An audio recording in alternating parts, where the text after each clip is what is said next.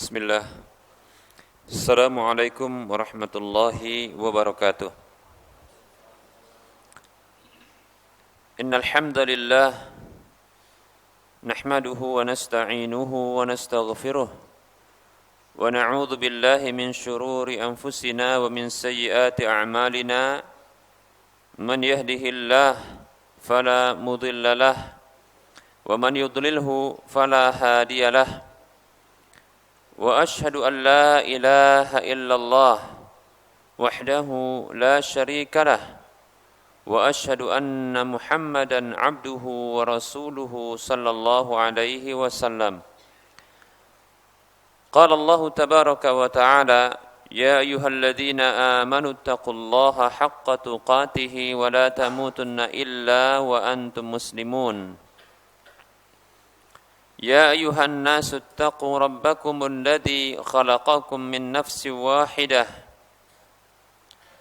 وخلق منها زوجها وبث منهما رجالا كثيرا ونساء واتقوا الله الذي تساءلون به والأرحام إن الله كان عليكم رقيبا يا أيها الذين آمنوا اتقوا الله وقولوا قولا سديدا يصلح لكم أعمالكم ويغفر لكم ذنوبكم ومن يطع الله ورسوله فقد فاز فوزا عظيما أما بعد فإن أحسن الكلام كتاب الله وخير الهدى هدى رسول الله صلى الله عليه وسلم وشر الأمور محدثاتها وكل محدثة بدعة وكل بدعة ضلالة وكل ضلالة في النار. Para muslim rahimani wa rahimakumullah. Alhamdulillah, tidak bosan kita selalu bersyukur kepada Allah Subhanahu wa taala karena Dia tidak pernah berhenti memberikan nikmat dan kebaikannya kepada kita. Kemudian selawat dan salam tidak bosan kita ucapkan untuk Rasulullah sallallahu alaihi wasallam karena beliau selama hidupnya tak pernah putus untuk mengharapkan kebaikan bagi umatnya. Para muslim rahimani wa rahimakumullah. Kita akan melanjutkan pembahasan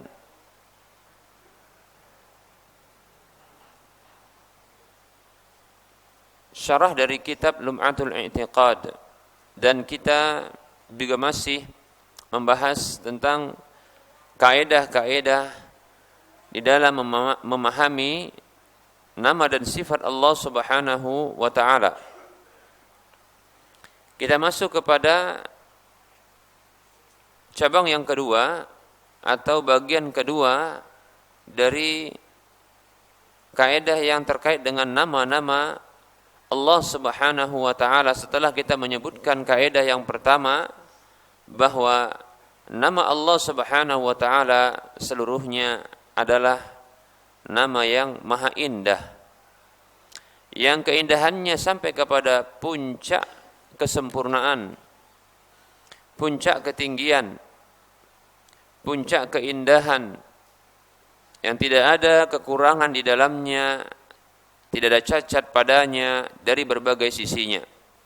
Yang Allah Subhanahu wa taala berfirman di dalam surah Al-A'raf ayat 180, A'udzu billahi minasyaitonir rajim, walillahil asmaul husna. Allah memiliki nama-nama yang maha indah, dan di antara konsekuensi dari keindahan nama Allah Subhanahu wa taala adalah nama tersebut mengandung sifat yang mesti ada padanya. Yang sifat itu sifat yang ada pada Allah Subhanahu wa taala, sifat yang agung, sifat yang tidak sama dengan makhluknya, sifat yang sesuai dengan keagungan dan kemuliaan Allah Subhanahu wa taala. Sehingga para muslim rahimani wa rahimakumullah, ad-dahru yang disebutkan di dalam hadis Nabi sallallahu alaihi wasallam, yang kata Nabi sallallahu alaihi wasallam,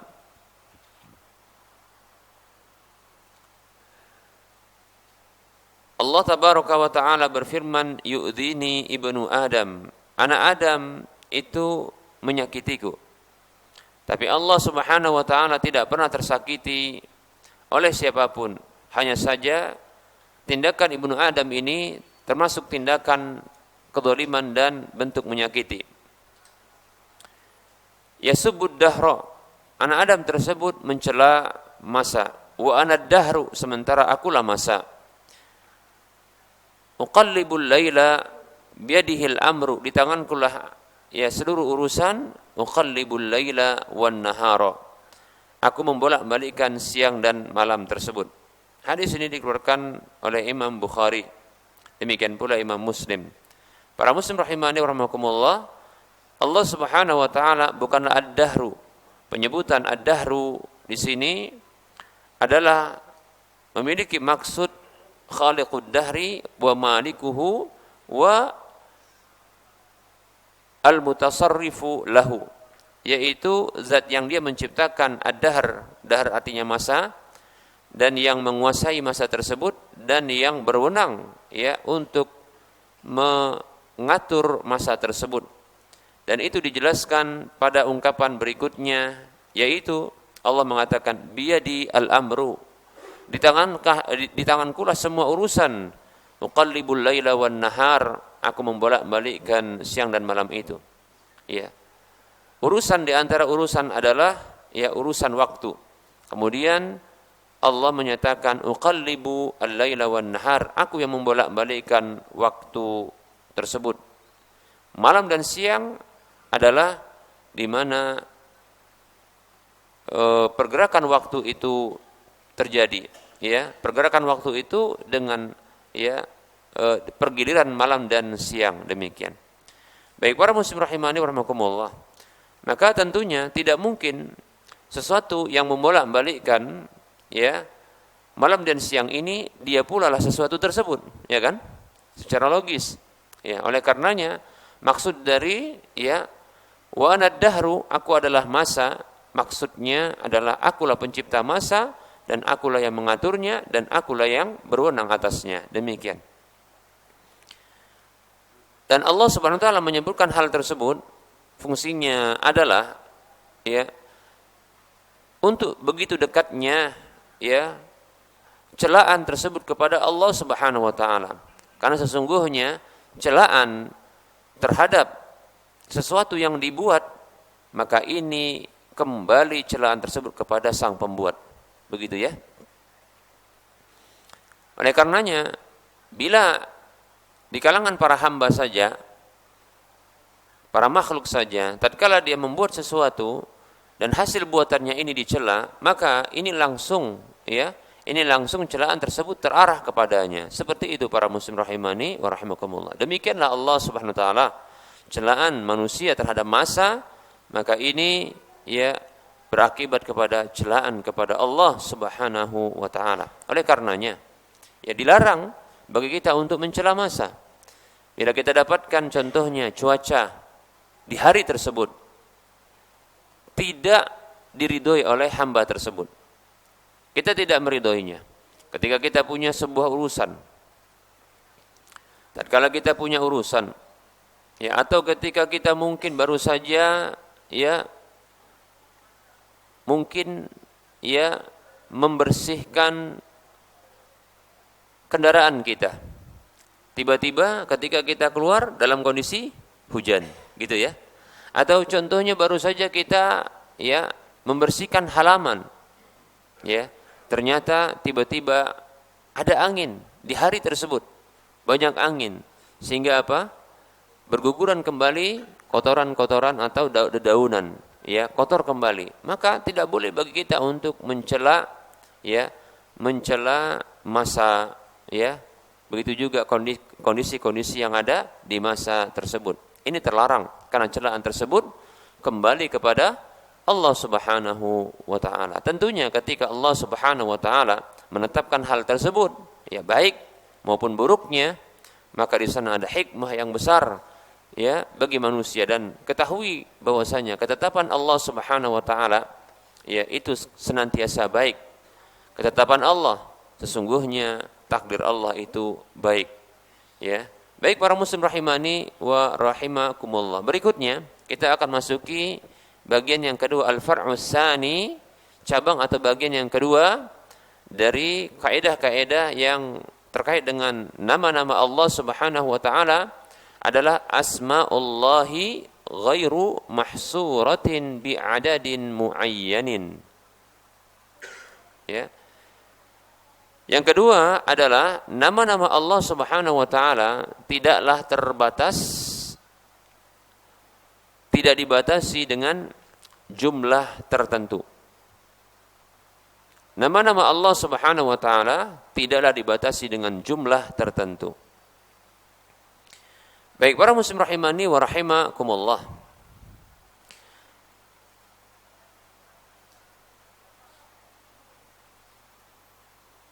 Mana dalil yang menunjukkan hal ini? Beberapa jalur hadis, di antaranya yang disebutkan oleh Imam Ahmad dalam musnadnya dengan nomor hadis 452, 394, juga ada disebutkan di nomor urut hadis 4318. Begitu juga disebutkan oleh Ibnu Hibban, begitu juga Al-Hakim, dan hadis ini disahihkan oleh Al-Hafidz Ibnu Al-Qayyim dalam kitab Syifa'ul Alil, demikian. Dan hadis ini disahihkan juga oleh Syekh Ahmad Syakir. Demikian pula Syekh Al-Albani rahimahullahu taala, ya. Begitu juga oleh Syekh Syuaib Al-Arnaud. Baik para muslim rahimani wa rahimakumullah. Kita ambil satu dari redaksinya. Kita ambil dari redaksi yang disebutkan oleh Imam Ahmad dalam musnadnya dengan nomor hadis, ya, nomor urut hadis 4318. Beliau menyebutkan riwayat tersebut sampai kepada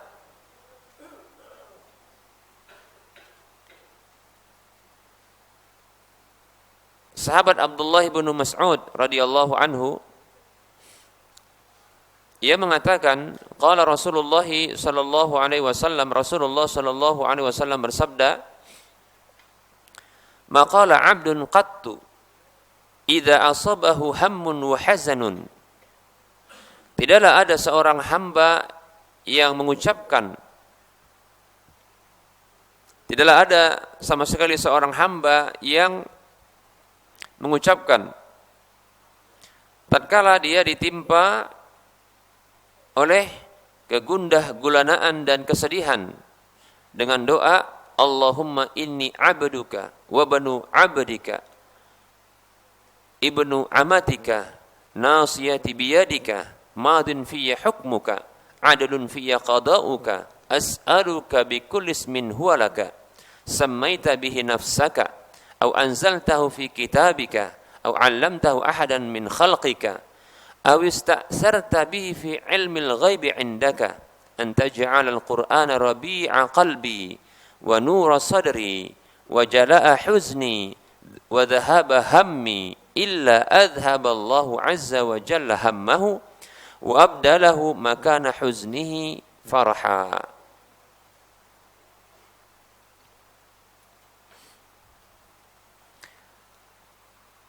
Qalu ya Rasulullah yanbaghi lana an nata'allama haula'il kalimati?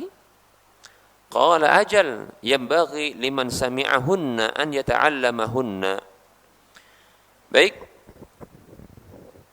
Rasulullah sallallahu alaihi wasallam bersabda, tidaklah ada seorang hamba yang sama sekali ketika dia membaca tatkala dia ditimpa kegundah gulanaan dan kesedihan, Ya, bila antum merasa gundah gulana, sedih karena mungkin tak kunjung diterima lamarannya, ya, atau mungkin karena ya selalu memang ditimpa musibah, contohnya, ya, tak kunjung berhenti-henti musibah tersebut, ya, silih berganti selalu hadir, ya.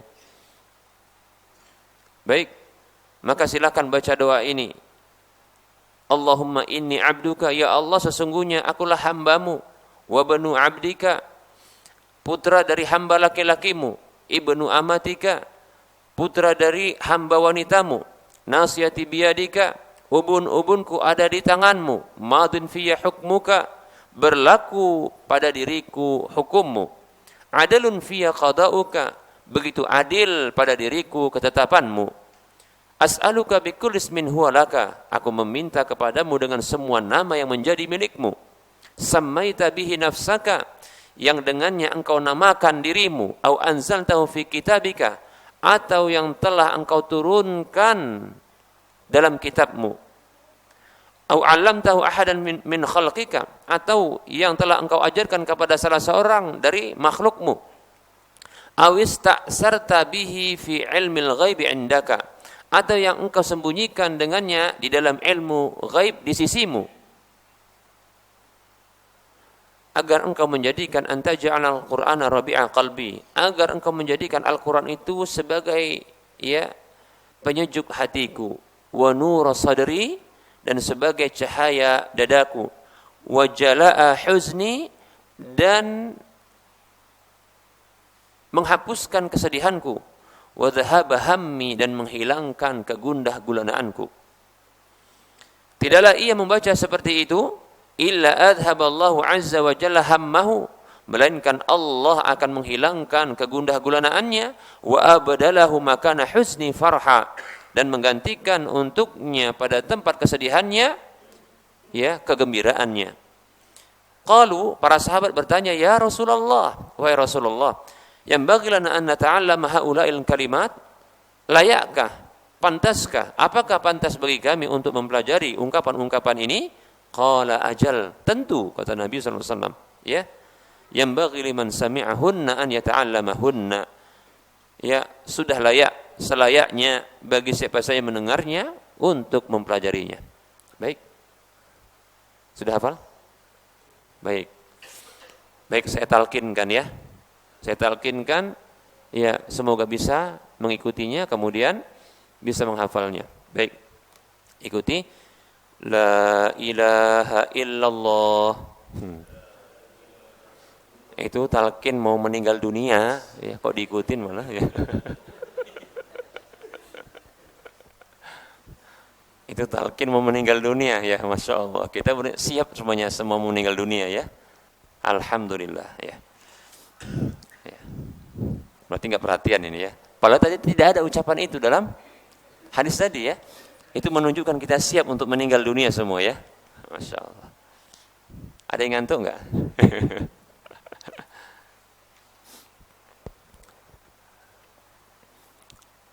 Baik, kita akan ulangi ya, silakan diikuti. Doanya adalah Allahumma inni abduka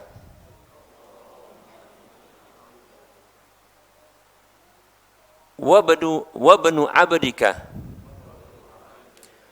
wa banu amatika nasiyati biyadika madin fiyya hukmuka adlun fiyya qada'uka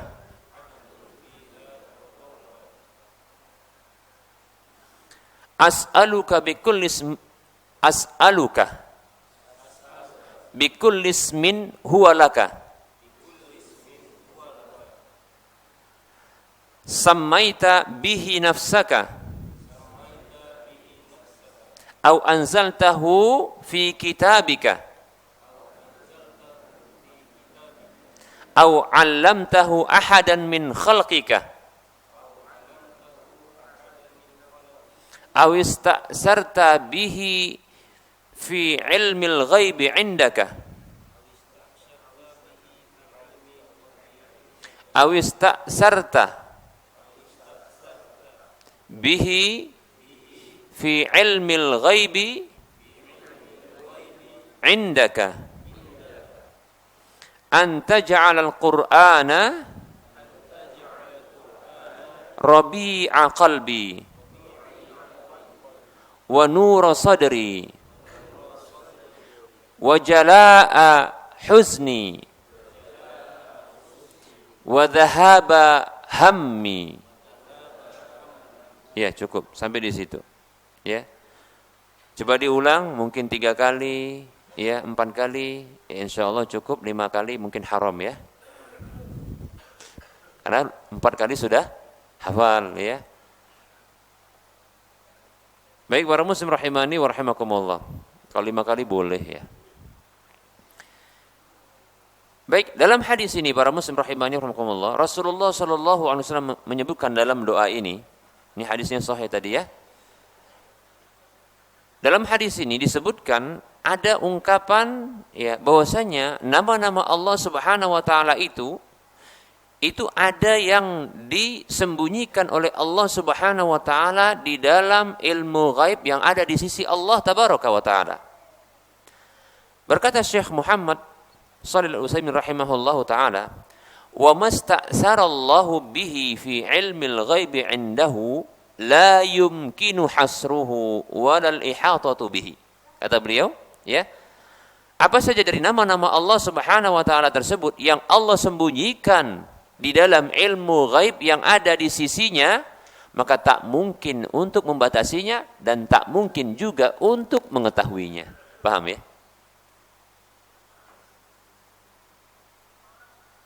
Baik para muslim rahimani wa rahimakumullah. Oleh karenanya, berdasarkan hadis ini, nama-nama Allah Subhanahu wa taala itu tidak dibatasi dengan jumlah tertentu. Demikian. Lalu mungkin kita pernah dengar hadis yang menyebutkan tentang 99 nama Allah Subhanahu wa taala. Paham ya? Ya, ada kan pernah dengar? Bahwasanya nama Allah itu ada 99, begitu kan? Baik para muslim rahimani wa rahimakumullah.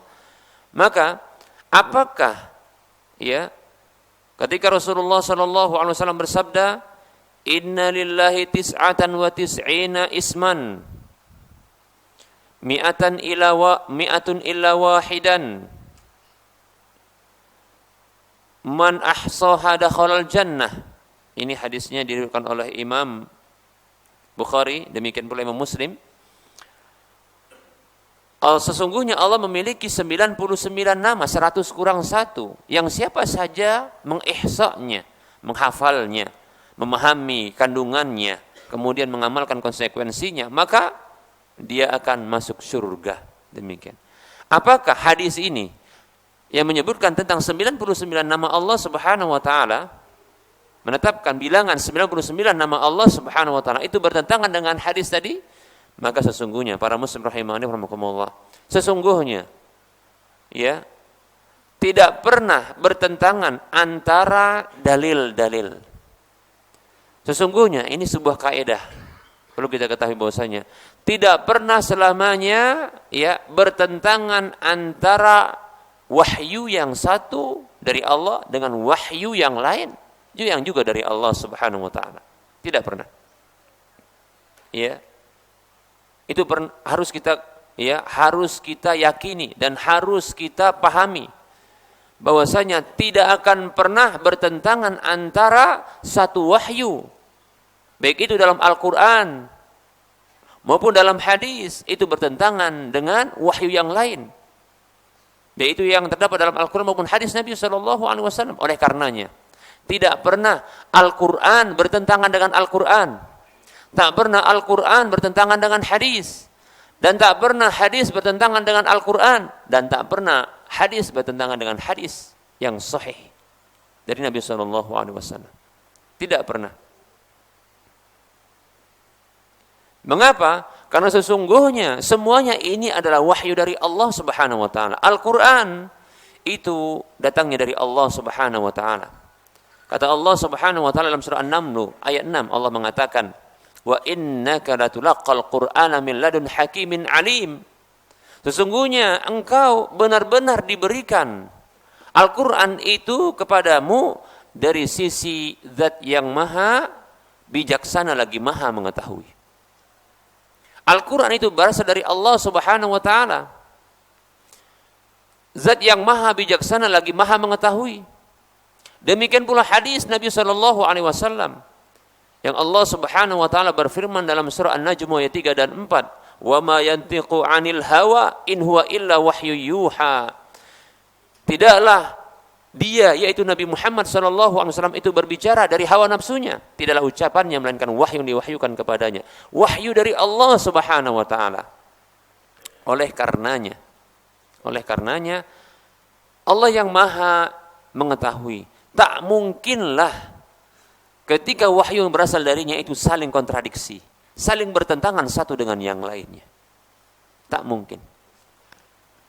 Bila terjadi kontradiksi, sesungguhnya kontradiksi itu hanyalah ada pada benak manusia, pada akal manusia. Karena kedangkalan akal tersebut dalam memahaminya, maka terjadi kontradiksi. Paham ya? Paham ini? Dikarenakan kekurangan dalam memahami pada akal kita, inilah yang menyebabkan terjadinya kontradiksi. Pada hakikatnya tidak pernah kontradiksi terjadi pada wahyu-wahyu Allah Subhanahu wa ta'ala. Kalla summa kalla. Tak mungkin. Tidak mungkin. Sekali-kali tidak. Ya. Maka itu menunjukkan kalau demikian, kalau ada yang mengatakan betul ada kontradiksi pada wahyu Allah, maka sesungguhnya orang ini sedang menisbatkan kontradiksi untuk Allah. Ya. Dan itu tidak mungkin. Dan bila demikian konsekuensinya berarti dia sedang menisbatkan ya ada kekurangan pada ilmu Allah Subhanahu wa taala. Sebagaimana manusia ketika dia berucap dengan sebuah ucapan ya yang dia tidak mengetahui tentang konsekuensi ucapannya yang ternyata kontradiksi dengan ucapan setelahnya. Paham ya? Kalau ada contohnya seseorang mengucapkan demikian, lalu ada berikutnya dia mengucapkan pada waktu berikutnya ungkapan yang lainnya, ternyata terjadi benturan antara ucapan ini. Ya. Baru dia sadari, oh maaf, ya, saya keliru yang kemarin. Oh, saya maaf, ini saya keliru. Kan begitu dia katakan. Karena apa? Karena ketidaktahuannya. Apakah pantas dinisbatkan hal ini kepada Allah Subhanahu wa taala? Jawabannya tidak. Wajib kita yakini seperti itu. Paham ya? Maka Allah yang alim, zat yang maha mengetahui, tak mungkin ada pada dirinya kontradiksi. Pertentangan antara wahyu yang satu dengan wahyu yang lainnya, yang itu berasal darinya. Maha suci Allah dari semua kekurangan. Maha suci Allah dari semua cacat. Maha suci Allah Subhanahu wa taala dari semua hal-hal yang tidak sempurna. Allah maha sempurna. Maka tidak mungkin Allah mengalami kontradiksi pada wahyunya yang berasal darinya. Kalau demikian, maka yang harus dilakukan bagi hamba tersebut adalah melakukan kompromi. Ya. Yang wajib dilakukan oleh hamba ketika mendapatkan satu dalil dengan dalil yang lain, bagi dirinya itu terjadi kontradiksi, maka wajib bagi dirinya dia menyangka dan mencela, mencacati kemampuan akalnya dalam memahami. Berarti ini apa? Kedangkalan akalku. Maka yang harus dilakukan adalah pertama sekali dia harus melakukan al-jam'u, kompromi. Paham? Dikompromikan, digabungkan maknanya. Ya. Yaitu satu dalil yang kesannya itu kontradiksi dengan dalil yang lain, maka dia melakukan penggabungan antara dua dalil tersebut dengan membawakan satu dalil ini kepada satu kondisi yang tidak bertentangan dengan dalil yang lain di kondisi yang lain. Seperti itu. Baik para muslim rahimani wa rahimakumullah. Jika manusia atau hamba tersebut tidak juga mampu melakukan al-jam'u, itu melakukan kompromi, penggabungan antara dua dalil tersebut, maka dia harus melakukan ya penghapusan salah satu dalil tersebut dengan syarat dia harus mengetahui mana yang lebih dahulu datangnya dan mana yang belakangan datangnya. Ya. Yang disebut dengan dalam ilmu usul fikih, ungkapan para ulama dengan an-naskhu, penghapusan. Sehingga dalil yang menghapus disebut dengan an-nasikh dan dalil yang dihapus ya itu dengan al-mansukh. Nasikh dan mansukh. Pernah dengar ya? Jika ternyata juga tidak diketahui mana yang belakangan datang, mana yang lebih dahulu datang dari dalil tersebut, maka diperkenankan bagi dirinya untuk melakukan at-tarjih, yaitu menguatkan salah satu dalil di atas dalil yang lain, ya.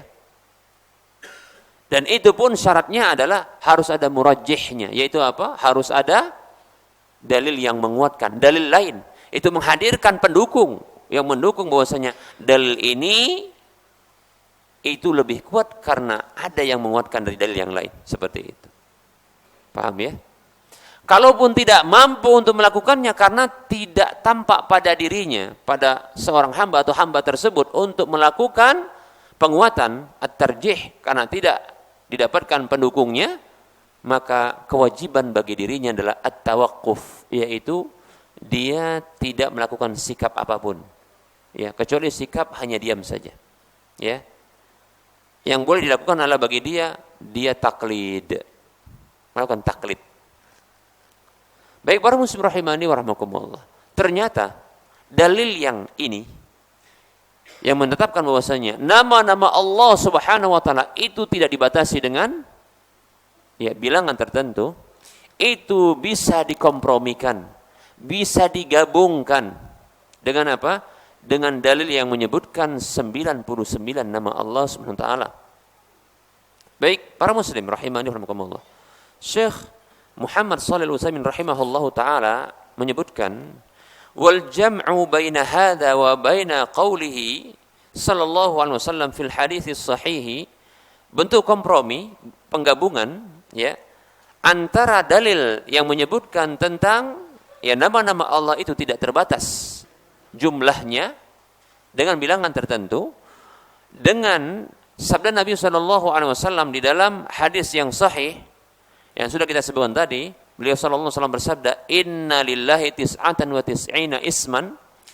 Ya, sesungguhnya Allah memiliki 99 nama, mi'atan illa wahidah, 100 kurang 1, man ahsaha dakhalal jannah, siapa saja yang mengihsanya yaitu menghafalnya, kemudian memahami maknanya, kemudian mengamalkan konsekuensinya. Hadis ini diriwayatkan oleh Imam Bukhari dan Muslim. Inna ma'na hadzal hadisi, sesungguhnya makna hadis ini, yaitu hadis yang baru saja kita sebutkan, inna min asma'illahi tis'atan wa tis'ina isman. Sesungguhnya di antara nama-nama Allah yang tidak terbatas jumlahnya tersebut, itu ada 99 nama. Man ahsaha dakhalal jannah. Yang siapa saja menghafalnya, memahami maknanya, mengamalkan konsekuensinya, maka dia masuk surga. Walaisal muradu hasra asma'ihi ta'ala bihadzal adadi. Bukanlah maksudnya membatasi nama-nama Allah Subhanahu wa taala dengan jumlah 99 ini. Wa nadhiru hadza, yang sama dengan ini contohnya adalah antakula, ya Anda katakan begini, indi mi'atu dirhamin. Anda katakan, saya punya 100 dirham. Kalau dirham mungkin nggak kenal kita ya. Maksudnya kita nggak pernah pegang. Ya. Dinar juga sama.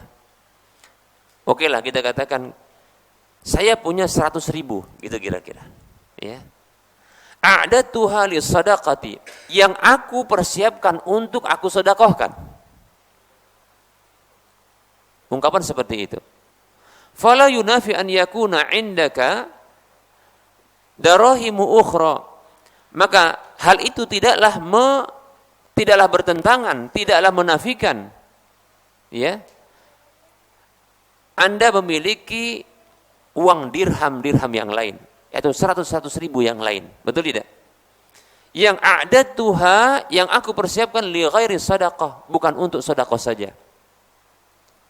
Ya, lebih tepatnya begini, mudahnya. Para muslim rahimani rahimakumullah. Kita katakan begini, ya. Sesungguhnya saya punya 99.000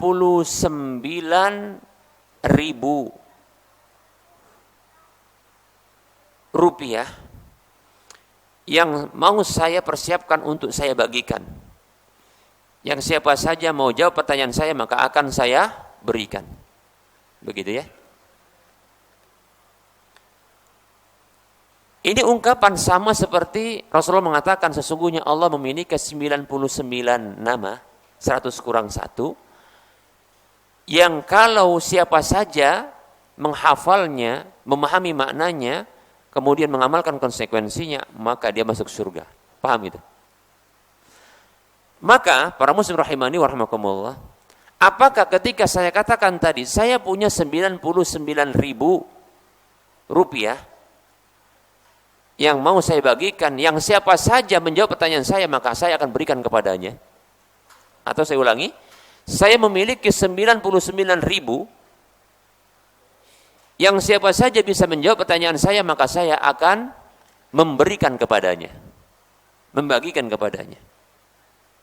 Pertanyaannya, apakah saya hanya punya 99.000 saja dari uang yang ada? Jawabannya, tidak. Begitulah maksud dari sabda Rasulullah Sallallahu Alaihi Wasallam ini. Bukanlah ini maksudnya pembatasan.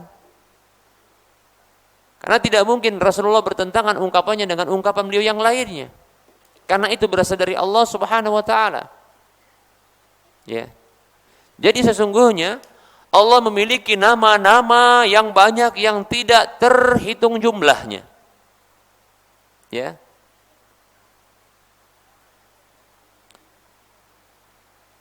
Yang Allah namakan dirinya dengannya, yang Allah pernah sebutkan nama itu untuk dirinya, yang pernah Allah Subhanahu wa taala ajarkan kepada makhluknya, yang pernah Allah Subhanahu wa taala turunkan di dalam kitabnya, yang Allah simpan di dalam ilmu ghaib yang ada di sisinya, maka tak mungkin itu dibatasi.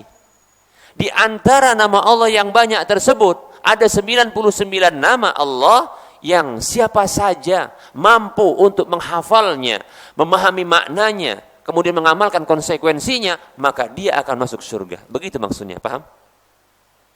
Jadi bukan nama Allah hanya terbatas 99 nama saja. Dan kalau kita pahami para muslim rahimani wa rahimakumullah, di dalam Al-Qur'an sendiri saja nama Allah itu lebih daripada 99 dalam Al-Qur'an. Apalagi kalau mau digabungkan dengan hadis. Siapa yang hafal? Ya. Allahu. Siapa yang hafal baitnya? Nah, itu ada di sampul Al-Qur'an terbitan Indonesia ya. Kanan dan kiri. Ya, 90 apa? 50, 40, 49. Begitu, kurang lebih. Dan itu dikumpulkan oleh Imam Tirmidzi. Ya.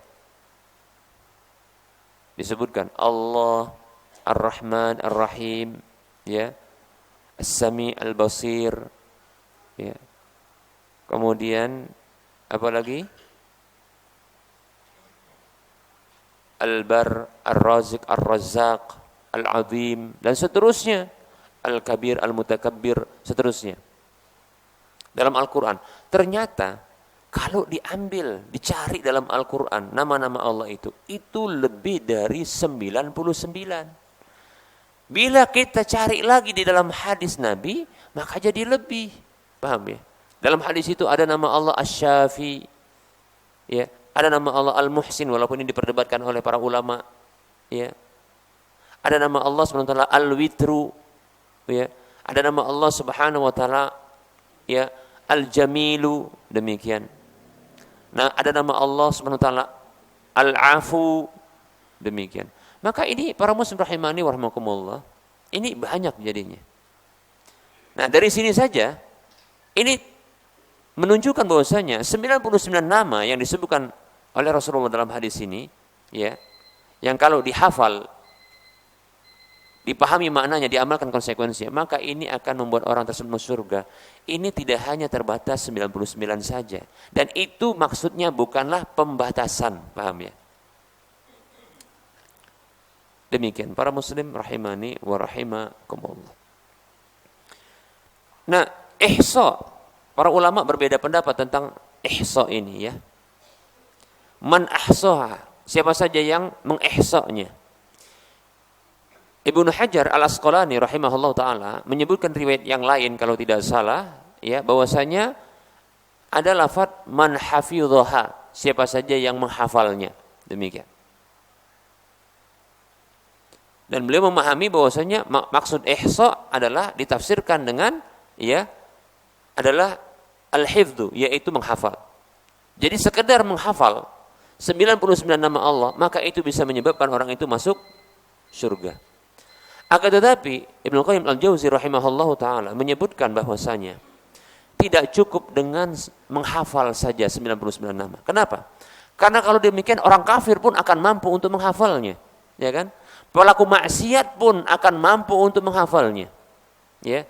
Bahkan orang-orang yang mereka mengada-ngadakan perkara baru dalam urusan agama Allah ini pun mampu untuk menghafalnya. Tapi sesungguhnya tidak cukup dengan menghafalnya saja. Maka harus dia memahami maknanya, bahkan dia harus mengamalkan konsekuensinya. Demikian. Contohnya adalah, ya, ketika seseorang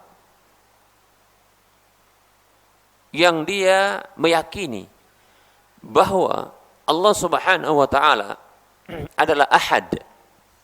Ahad, nama Allah diantaranya adalah Al-Ahadu, yaitu zat yang satu-satunya dia, yang tidak ada yang lainnya kecuali dia. Ya. Nama Allah ini Al-Ahad. Maknanya adalah Allah Subhanahu wa taala satu-satunya dia. Di dalam kekuasaannya, di dalam kemampuan mencipta, di dalam menguasai alam semesta, di dalam, ya, merajai dan mengatur jagat raya. Dan dia juga satu-satunya di dalam keberhakan ibadah. Tidak ada yang berhak diibadah kecuali dia. Demikian. Dan dia satu-satunya memiliki nama-nama dan sifat-sifat yang maha mulia, maha indah, maha tinggi lagi mulia. Nama-nama yang maha indah dan sifat yang mengandung sifat maha tinggi lagi mulia. Tidak ada selain dirinya. Demikian. Ya. Itu maknanya. Konsekuensinya, tuntutannya adalah, maka seorang hamba dia harus meyakini bahwa di alam ini tidak ada yang mencipta kecuali Allah. Tidak ada yang mengatur kecuali Allah. Tidak ada yang merajai kecuali Allah. Sehingga itu menuntutnya untuk mengibadahi hanya Allah semata, bukan yang lainnya. Itu konsekuensinya, paham? Dan tak boleh dia meyakini bahwasanya ada, ya, kutub selatan, kutub utara, kutub timur dan barat. Enggak ada kutub timur dan barat ya. Yang ada kutub utara, kutub selatan, ya. Tidak ada satu belahan dari bumi ini yang dikuasai oleh makhluk pun, ya. Tidak juga seperti laut selatan yang katanya dikuasai oleh Nyi Roro Kidul. Tidak juga sebahagian wilayah yang disebutkan mungkin di daerah teratas dari wilayah Medan ini. Daerah apa tuh namanya? Puncak.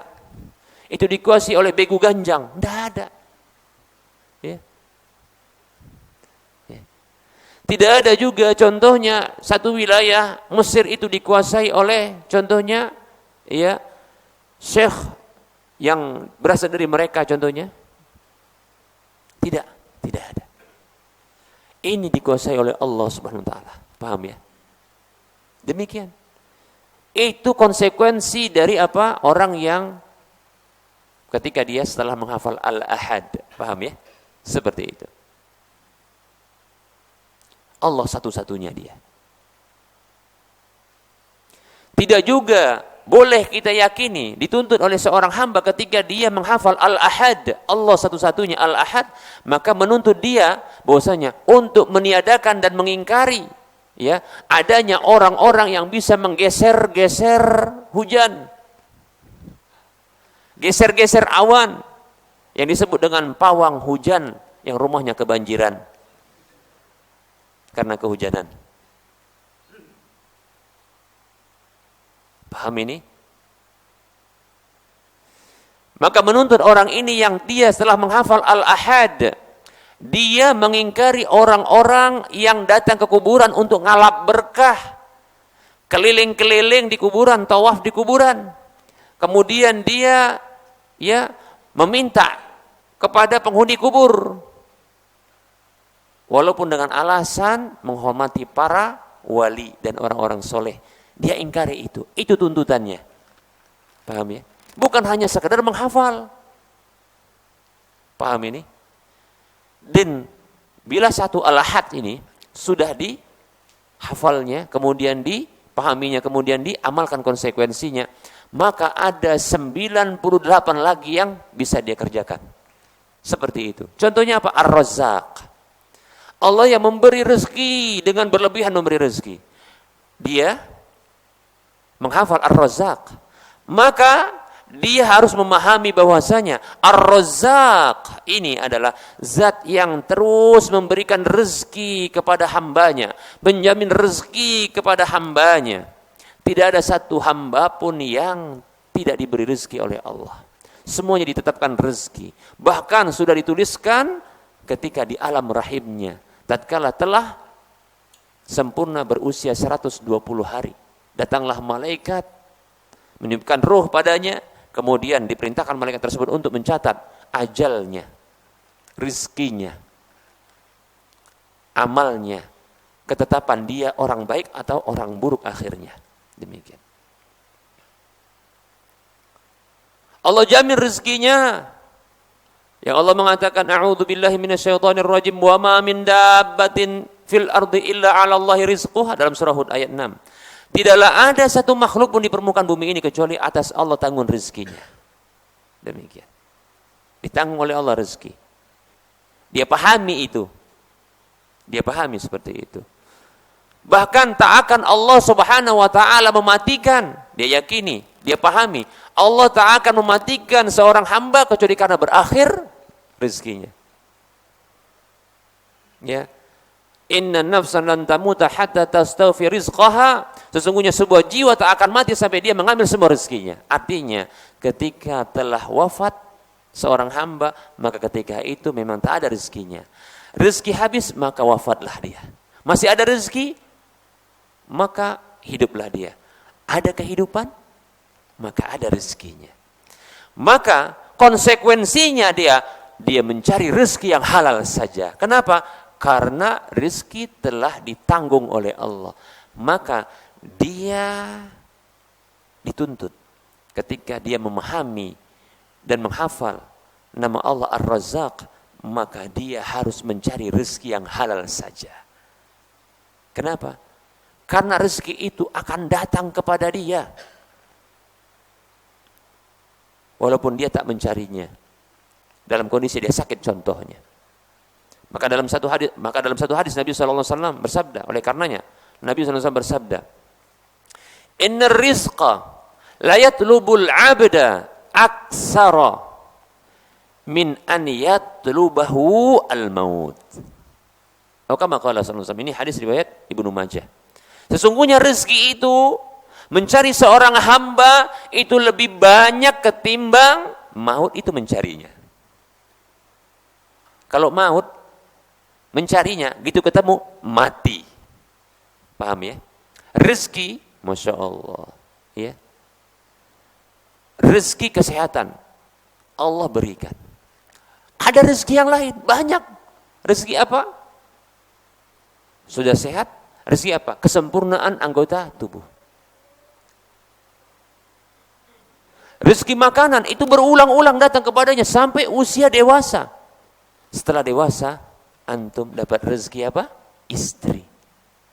Datang lagi rezeki, istri. Datang lagi rezeki, istri. Datang lagi rezeki, istri. 4. Masya Allah.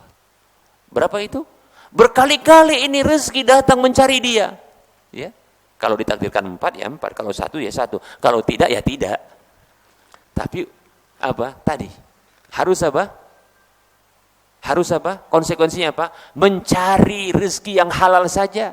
Makanya cari istri dengan cara yang halal. Paham itu? Tidak usah pacaran. Rugi, dapat dosa tapi dapat juga. Mending apa? Tak usah pacaran tapi malah disodorkan. Ustaz, mau anak saya? Mau. Saya sudah nikah. Enggak apa-apa Ustaz. Dia mau kok. Ya Alhamdulillah gitu. Kalau ada, tapi tak ada pernah begitu. Mimpi kali Ustaz kali. Baik para muslim rahimani warahmatullah. Paham ini?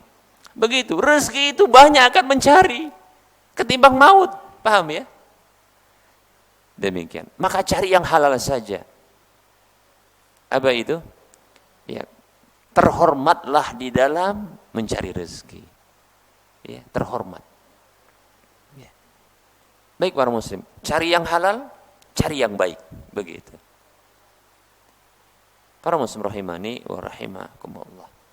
Barangkali ini materi yang bisa kita sampaikan, mudah-mudahan bermanfaat. Dipersilakan bagi yang ingin bertanya.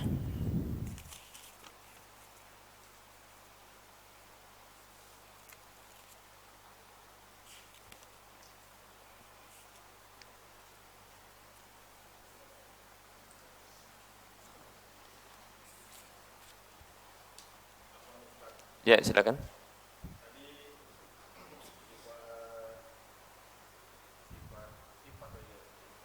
Nama Allah.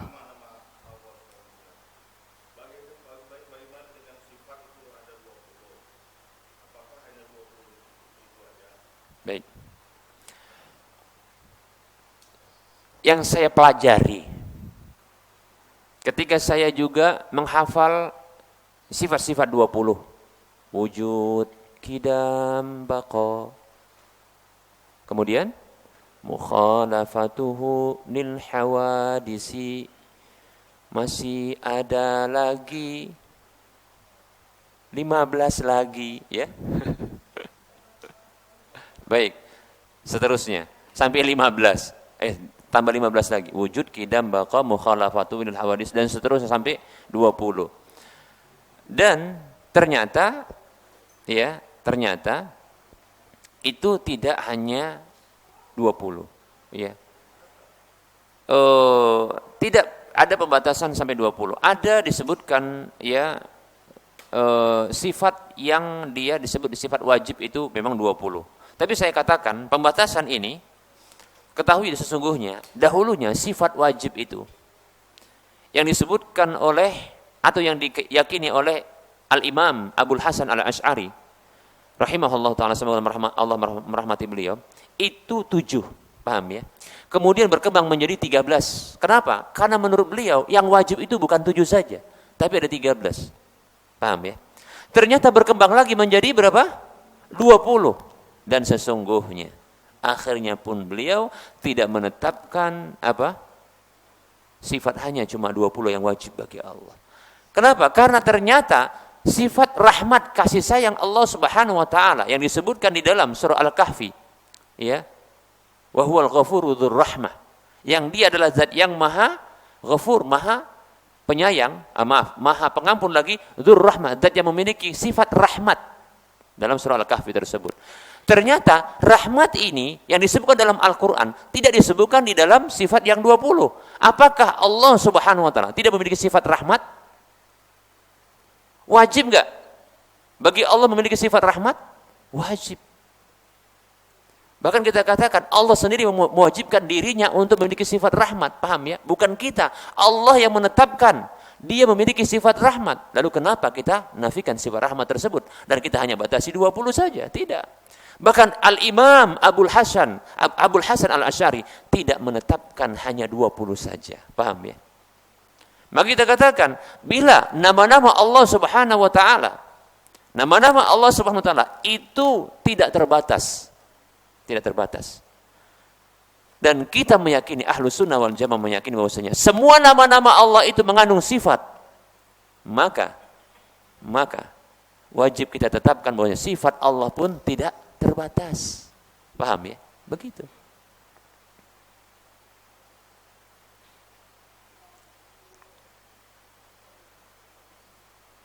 Apakah Allah Subhanahu wa taala tidak memiliki sifat pengampun? Apakah Allah tidak memiliki sifat pemaaf? Padahal ini sifat yang mulia, betul tidak? Tak mungkin. Dan itu tidak disebutkan di dalam sifat yang 20, betul kan? Kita katakan, ya, sewaktu saya juga termasuk menghafal, ya, 20 sifat itu dan dinyatakan bahwasanya 20 sifat ini adalah sifat yang wajib, maka kita katakan sesungguhnya ada sifat-sifat Allah yang wajib, yang lainnya wajib kita tetapkan untuk Allah Subhanahu wa taala. Paham ya? Sifat ampunan Allah Maha Pengampun, sifat pemaaf Allah Maha Pemaaf. Sifat mulia Allah punya sifat-sifat mulia. Sifat rahmat kasih sayang Allah Maha kasih sayang. Tak mungkin Allah tak punya sifat ini. Dan inilah sifat yang wajib yang Allah tetapkan untuk dirinya. Paham ya? Seperti itu. Paham ini? Demikian.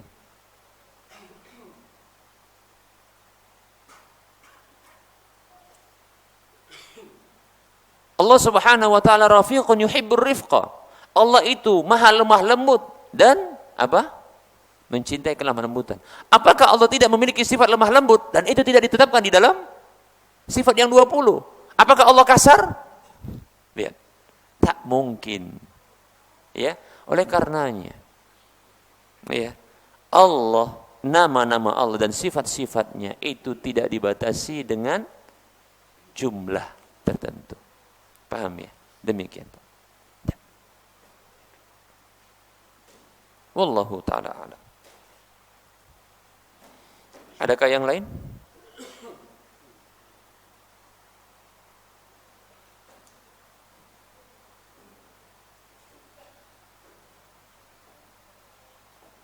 Baik, kalau tidak ada, kita cukupkan ya.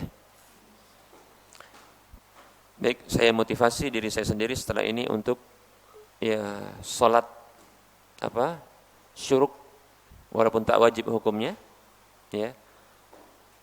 Karena hadisnya adalah hadis yang disahihkan oleh Syekh Al-Albani rahimahullahu taala. Bagi memandang hadis ini dhaif maka tidak mengapa. Ya. Hanya saja saya karena memandangnya adalah hadis yang sahih ya, yang disahihkan oleh Syekh Al-Albani rahimahullahu taala.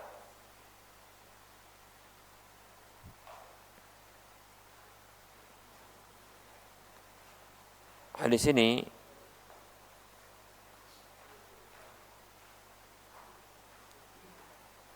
hadis yang berbunyi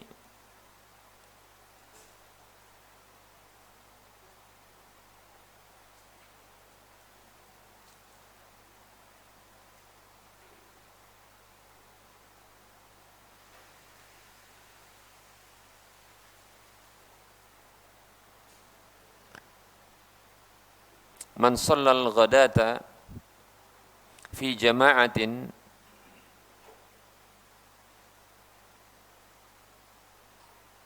fayadhkurullaha hatta tatlu'a asy-syamsu summa yusalli rak'ataini fakana lahu ka'ajri ya hijjatin wa umratin. Faqala sallallahu alaihi wasallam tamatan. Kata Nabi sallallahu alaihi wasallam, man shallal ghadata, siapa saja yang salat subuh fi jama'atin, dalam kondisi berjamaah, summa qa'ada yadhkurullaha, kemudian dia duduk ya berzikir kepada Allah, hatta tatlu'a asy-syamsu, sampai terbitnya mentari, summa shalla rak'ataini, kemudian dia salat 2 rakaat, kanat lahu ka ajri hijjatin wa umratin, maka dia mendapatkan pahala seperti haji dan umrah. Rasulullah bersabda, sempurna.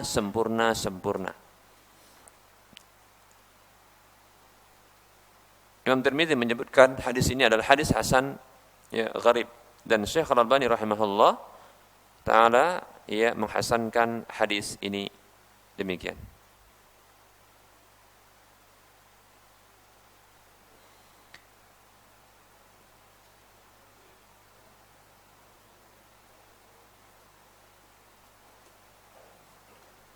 Baik.